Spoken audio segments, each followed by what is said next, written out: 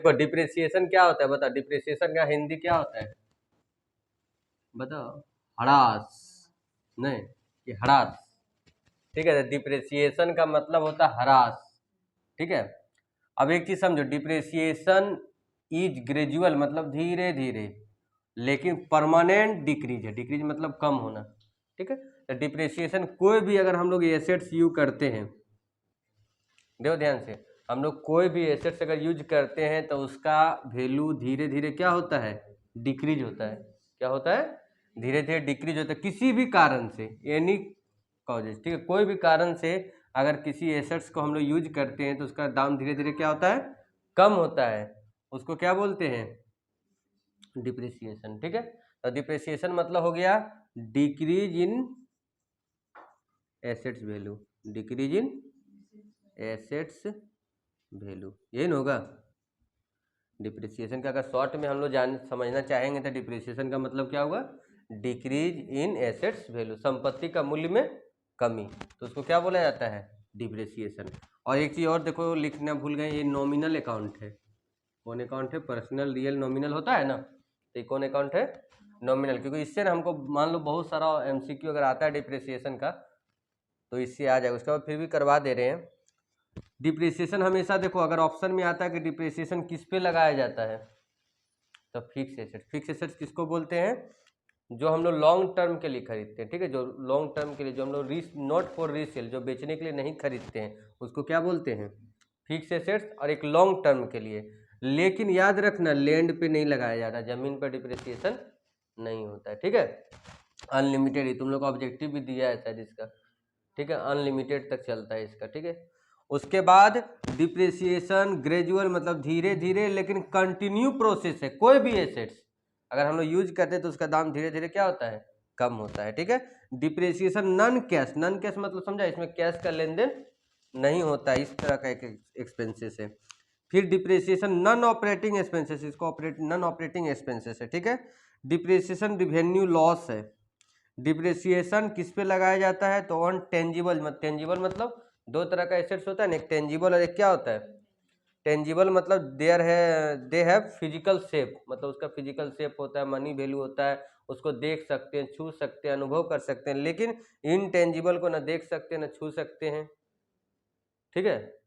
तो उस लेकिन उसका मनी वैल्यू होता है, जैसे गुडविल, जैसे गुडविल, ठीक है। अब देखो डिप्रिसिएशन होता क्यों है, ठीक है। सबसे पहले देखो कुछ ऐसा एसेट्स होता है जिसका एक एक्सपायरी टाइम होता है, ठीक है, एक टाइम लिमिट होता है कि इतना दिन के बाद उसका, जैसे अभी देखो कोई गाड़ी है, ठीक है, उसका अभी कितना है 15 साल शायद ना, सब यहाँ 15 साल है। कोई दवा है उसका एक्सपायरी है, तो सबका क्या होगा, धीरे धीरे जब टाइम खत्म होने लगेगा धीरे धीरे उसका दाम क्या होने लगेगा, कम होने लगेगा। ऑब्सोलेंस मतलब क्या होता है, अप्रचलन। अब बताओ अभी तुम ही लोग कोई ऐसा एसेट्स है, मतलब ऐसा मोबाइल टिप टिप वाला यूज करेगा, नहीं करेगा, क्योंकि काम अब तुम लोग को कौन वाला मोबाइल में आ गया, स्क्रीन वाला। धीरे धीरे 5G 6G 7G आएगा, तुमको घूमने बोलेंगे 2G से भी नीचे, तो वो मोबाइल देखता है, उसका कोई वैल्यू है वो कीपैड वाला, नहीं ना है, ठीक है। तो उसी तरह ऑब्सोलेंट मतलब अप्रचलन, जिसका प्रचलन खत्म हो जाता है तो उसका दाम 200-300 रुपये में तुमको मिल जाए, पुराना 100 रुपये में भी नहीं ले, तुमको 100 रुपये भी मांगेगा ना उसका पुराना का, तो बोलेंगे नहीं लेंगे हम। हाँ अगर कोई दादी को देना रहेगा क्या, तो वैसा यूज रहेगा तो ले लेंगे, नहीं तो एक्स्ट्रा में कोई लेगा नहीं, लेगा। जो चीज़ का प्रचलन खत्म हो जाता है उसका दाम धीरे धीरे क्या होता है, कम हो जाता है। जैसे अब गाड़ी लेने जाते तो पहले आप तो किक वाला खोजेंगे, क्या किक वाला पहले चलता था, अभी सेल्फ स्टार्टर चाहिए, फिर कुछ दिन बाद आ जाएगा बिना गियर वाला गाड़ी, तब गियर लगा बेकार हो जाएगा, है ना। उसका एक्सीडेंट, अगर कोई सामान का एक्सीडेंट हो गया, देखो ध्यान से यहाँ, अगर कोई सामान का क्या हो गया एक्सीडेंट, तो तुरंत उसका दाम कम हो जाएगा। डिप्लेशन मतलब ठीक है, डिप्लेशन मतलब क्या होता है, कोई ऐसा एसेट्स हो जिसका दूसरा से पूर्ति करना हो, ठीक है, कोई एसेट्स को बदल के दूसरा से पूर्ति करना हो, उसको क्या बोला जाता है, डिप्लेशन, ठीक है। परमानेंट फॉल इन मार्केट, कुछ ऐसा एसेट्स होता है कि मार्केट में उसका दाम धीरे धीरे क्या हो जाता है, कम हो जाता है, उसको क्या बोलते हैं, permanent fall in market. Change in economic environment, मान लो भी टेक्निकल का जमाना ज़्यादा आ गया है, अभी टेक्निकल है तो पुराना जो सामान आया उस सबका वैल्यू क्या हो रहा है, धीरे धीरे कम हो जा रहा है। कंस्टेंट यूज, अगर कोई भी सामान हो, अगर हम लोग कंस्टेंट यूज मतलब निरंतर अगर यूज करेंगे तो उसका फिक्स है, उसमें क्या होगा, डिप्रिसिएशन। उसके बाद हम लोग डिप्रिसिएशन निकालते क्यों जरूरत पड़ता है, तो हम लोग को ट्रू प्रॉफिट एंड लॉस अगर नहीं दिखाएंगे, कोई एसेट्स हम लोग लेते हैं, हम लोग कहीं जाते हैं, कोई दोस्त है तो चलो धनबाद जाना है, कितना पेट्रोल लगेगा 400 रुपये, 400 रुपये भरा दो, हो गया 400। गाड़ी जब गाड़ी जा रहा है तो मोबिल लग रहा है? मान लो बिजनेस करेगी तो सब चीज़ ना सोचेगी। टायर पर डिप्रिसिएशन लग रहा है, बोलेगी टायर घसेगा तो उसका पैसा लीजिएगा, ठीक है, टायर हो गया, मेंटेनेंस चार्ज हो गया, ड्राइवर का सैलरी हो गया, उसके बाद तुम्हारा उसमें डिप्रिसिएशन गाड़ी पर हो गया जो हम लोग 3 लाख 4 लाख रुपए लगाए हैं। तो कोई सामान जब बनाएगी तो सब कुछ जोड़ेगी, क्योंकि जब हम मशीन लिए हैं, कोई मशीन लिए हमको 1 करोड़ रुपया लगा, फिर तो मशीन तो लाइफ टाइम नहीं चलेगा, फिर कुछ दिन बाद हम लोग का मशीन को क्या करना पड़ेगा, चेंज करना पड़ेगा, तो उस सबका खर्च तो किस पे जुड़ेगा, सामान पर ही ना। इसीलिए लिखता है for true profit and loss. For true financial position, मान लो अभी कोई बिल्डिंग लिए 1 लाख रुपया का है, अब बिल्डिंग का दाम तो घटता है, लैंड का दाम क्या होता है धीरे धीरे, अगर टर्म एंड कंडीशन ठीक रहा तो बढ़ता है। तो मान लो मशीन ही है, चलो बिल्डिंग नहीं लेते, मशीन है, बिल्डिंग का क्या होगा, घटेगा, जमीन का बढ़ेगा। हम लोग सोचते हैं जैसे मान लो ये घर बनाए हैं, सोचते हैं हम 30 लाख में बनाए हैं, पता चला 2 साल बाद हो गए 60 लाख रुपए, तो उसका जमीन का दाम बढ़ा, घर का थोड़े। अभी तुम्ही से पुराना घर का कोई पैसा मांगेगा, देगा नहीं, देने खोजेगा।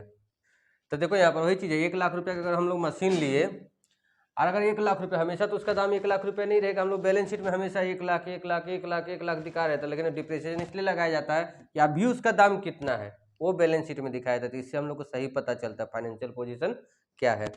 उसके बाद एक्चुअल कॉस्ट, देखो हम क्या बोले, समाज सेवा करने के लिए तो बिजनेस नहीं खोला है, तो जो हम लोग का मशीन में जितना कॉस्ट लग रहा है उसको हम लोग जो सामान बना रहे हैं उसमें कॉस्ट में प्लस करेंगे, तो उसको इसीलिए हम लोग को सही कॉस्ट जानने के लिए भी हम लोग का क्या चाहिए, डिप्रिसिएशन। उसके बाद रिप्लेसमेंट ऑफ ए कॉस्ट, मान लो या एसेट्स लिख दो, कोई एसेट्स से हम लोग रिप्लेस कर रहे हैं, रिप्लेस मतलब समझा, वो मशीन को बदल के दूसरा मशीन ले रहे हैं, इसका कॉस्ट कितना है जो बदल रहे हैं, कितना का एक्स्ट्रा हम लोग को पड़ेगा, ये जानने के लिए भी हम लोग क्या बनाते हैं, क्या निकालते हैं, डिप्रिसिएशन।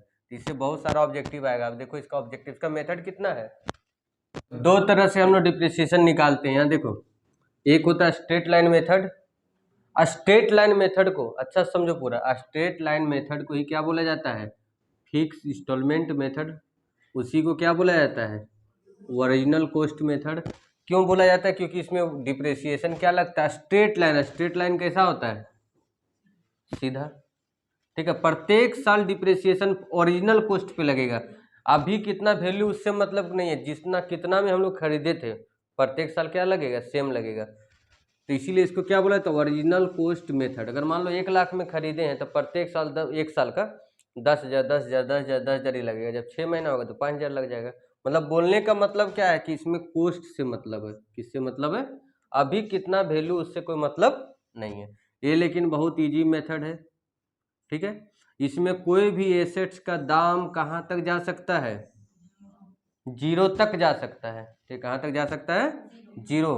और प्रॉफिट एंड, जब डिप्रिसिएशन प्रत्येक साल सेम लगेगा तो प्रॉफिट एंड लॉस में भी प्रत्येक साल इफेक्ट क्या पड़ेगा, सेम पड़ेगा। प्रत्येक साल 10,000 10,000 10,000 ही लिखेंगे, या 5,000 लग रहा है तो 5,000 लिखेंगे। एवरी ईयर फिक्स अमाउंट लगता है डिप्रिसिएशन, क्या लगता है, फिक्स अमाउंट, ठीक है। इसमें डिप्रिसिएशन अगर रेट नहीं दिया रहेगा तब, याद रखना, अगर डिप्रिसिएशन कैसे निकालते हैं, अगर रेट नहीं दिया रहेगा तो assets plus installation expenses. Installation expenses क्या बोलते हैं, जैसे मान लो कोई मशीन ली है, उसको एस्टेब्लिश मतलब लगाने में जो खर्चा हुआ उसको क्या बोलते हैं, एस्टेब्लिशमेंट एक्सपेंसेस, ठीक है, या तो इंस्टॉलमेंट एक्सपेंसेस। तो एसेट्स में जितना तरह का खर्च रहेगा उसको फिक्स करने में हम लोग को सबको क्या करेंगे, ऐड कर देंगे। अगर नहीं दिया रहेगा तो डायरेक्ट एसेट्स का कॉस्ट लिख देंगे। माइनस स्क्रैप वैल्यू, मतलब समझा, कूड़ा कचरा का भाव में उसको बेचेंगे तो कितना रुपये मिलेगा, ठीक है, कूड़ा कचरा का भाव में। उसके बाद estimated life of the assets, मतलब वो जो एसेट्स है उसका कितना लाइफ है, 10 साल 20 साल 5 साल 10 साल जो भी होगा, एक लाइफ होता है ना एसेट्स का, उतना होना चाहिए। ऐसा नहीं ना कि हम लोग खरीदे, हम लोग का बाल बुतरू तक वो एसेट्स का क्या करते रहेगा, यूज करते रहेगा, ऐसा तो नहीं ना है। एक लाइफ, एक होता है ना लाइफ, उतना दिन ही रहता है। तो एक सेकेंड हम लोग देखो, वैसे तो हम लोग का डिप्रिसिएशन का मेथड बहुत है, लेकिन हम लोग का सिलेबस में ज़्यादा क्या रहता है, 2 मेथड हम लोग ज़्यादा यूज करते हैं। कौन कौन, एक स्ट्रेट लाइन है, एक इसका मतलब था डिमिनिशिंग। डिमिनिशिंग मतलब क्या होता है, धीरे धीरे कम होना। इसमें क्या था, ओरिजिनल कॉस्ट पे निकलता था, इसमें ओरिजिनल कॉस्ट पे नहीं निकलेगा, इसमें ऐसे निकलेगा, मान लो कोई एसेट्स 1 लाख का है, पहला साल 10,000 लगा 10%, अब कितना बचा 90 ना। अब दूसरा साल 90,000 पर लगेगा डिप्रिसिएशन, फिर हम लोग फिर नहीं 80,000 नहीं, फिर अब इसका 10% 9,000 होगा। अब 81 नेक्स्ट ईयर से फिर 81 पर लगेगा। इसको बोलते हैं डिमिनिशिंग मेथड। क्या मेथड बोलते हैं? इसमें क्या था 10,000 10,000 10,000, इसमें इससे मतलब था, इसमें किससे मतलब? ओपनिंग बैलेंस से मतलब है। तो इसमें कभी भी कोई भी एसेट्स का दाम 0 तक नहीं जा सकता, उसमें 0 तक जा सकता है ना, इसमें 0 तक नहीं जा सकता। इसको क्या बोला जाता है? रिड्यूसिंग मेथड भी बोला जाता है। उसके बाद डिप्रेसिएशन हमेशा उसका opening balance of the year, देखो लिखे ना यहाँ पर 1 लाख का था, 10,000 चल गया 90,000, अब 90,000 पे निकलेगा अगला साल, तो उसमें ओपनिंग बैलेंस से मतलब है। ये इनकम टैक्स भी इसको मानता है। कौन मेथड को? डिमिनिशिंग मेथड को। ठीक है, अगर तुम डिमिनिशिंग मेथड से अकाउंट को फॉलो करता है, एसेट्स डिप्रिसिएशन लगाता है, तो इनकम टैक्स तुमको परमिशन देगा। ठीक है, अगर कुछ इन्फॉर्मेशन नहीं है क्वेश्चन में लिखा हुआ, तो हमेशा याद रखना डिमिनिशिंग मेथड ही लगाया जाता है। ज़्यादा फैक्ट्री में क्या लगता है, जितना भी कारखाना है, जितना भी जो भी जहाँ भी उद्योग धंधा चलता है, सब वहाँ पर क्या लगता है? Diminishing method. और it is suitable for long working. अब देखो ये किसके लिए सुटेबल है? जो बिल्डिंग है, प्लांट है, बिल्डिंग है, प्लांट है, जो हम लोग का 10 साल 15 साल तक जो यूज होगा ना मशीन, उस सब पर ज़्यादा ये डिमिनिशिंग मेथड यूज किया जाता है। ठीक है, तो चलो इतना लिखते हैं। एमसीक्यू क्या क्या पूछता है समझो। अभी तो तुम लोग तुरंत फॉर्मूला लिखवाए थे इनकी, कॉस्ट ऑफ एसेट्स लेस के जगह में ऐसे भी दे सकता है, स्क्रैप वैल्यू इक्वल टू क्या बोला जाता है? डिप्रिसिएशन। क्या बोला जाता है? डिप्रिसिएशन। ठीक है, यहाँ देखो सब, under diminishing method amount of depreciation हमेशा क्या होता है? डिक्रीज होता है ना, कमते जाएगा। अंडर फिक्स मेथड में कांस्टेंट चलता है, एकदम फिक्स। ठीक है, उसके बाद यूजफुल लाइफ इज लैंड का लाइफ क्या है? पृथ्वी उलट भी जाएगा तो भी लैंड रहेगा, जैसे जैसे उल्टेगा उस तरह में रहेगा क्या, लेकिन रहेगा। अनलिमिटेड, स्पेलिंग देखो अनलिमिटेड का।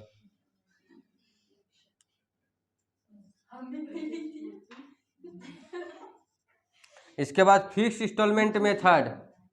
फिक्स इंस्टॉलमेंट मेथड में डिप्रिसिएशन किस पे निकाला जाता है? ओरिजिनल कॉस्ट ना, किस पे निकाला जाता है? ओरिजिनल कॉस्ट पे।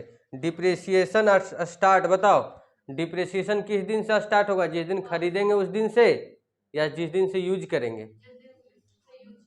जिस दिन से खरीदेंगे। अब तुम गाड़ी खरीद के घर में रख ली, वहाँ कागज में तो लिखा गया फलना तारीख से खरीदा गया है क्या, अब तुम चलाओ या नहीं चलाओ। एक देखो एमोर्टाइजेशन किस में यूज होता है? इनटेंजिबल एसेट्स में। किस में यूज होता है? इनटेंजिबल, जिसको देख नहीं सकते हैं। अच्छा से पूरा समझो, इससे बाहर हमको लगता है 2-3 क्वेश्चन पकड़ा जाएगा। अगर आता है ना डिप्रिसिएशन से, तो हम लोग इतना पढ़ा हुआ रहेगा, तो इसी से हम लोग मिला जुला के क्या कर लेंगे, गेस कर लेंगे कि किस प्रकार इसका आंसर होता है। डिप्लेशन मेथड किस में यूज होता है? वेस्टिंग, जैसे कोयला जो खत्म होने वाला सामान है, जो खत्म, रिनोवेशन जिसका नहीं होता है। डिप्रिसिएशन क्या है? एक प्रकार का प्रोविजन है, याद रखना, ये आ सकता है। डिप्रिसिएशन एक प्रकार का क्या है? प्रोविजन है, बहुत इंपॉर्टेंट है। डिप्रिसिएशन किस अकाउंटिंग स्टैंडर्ड के अंतर्गत आता है? 6। ठीक है, अकाउंटिंग स्टैंडर्ड 6। तो पूरा डिप्रिसिएशन क्या हो गया? कंप्लीट हो गया। इसको अच्छा से तैयारी करो। यहाँ लिख देते हैं द इंड क्या, अब जय श्री राम करके ABCD नहीं लगा देना एग्जाम में।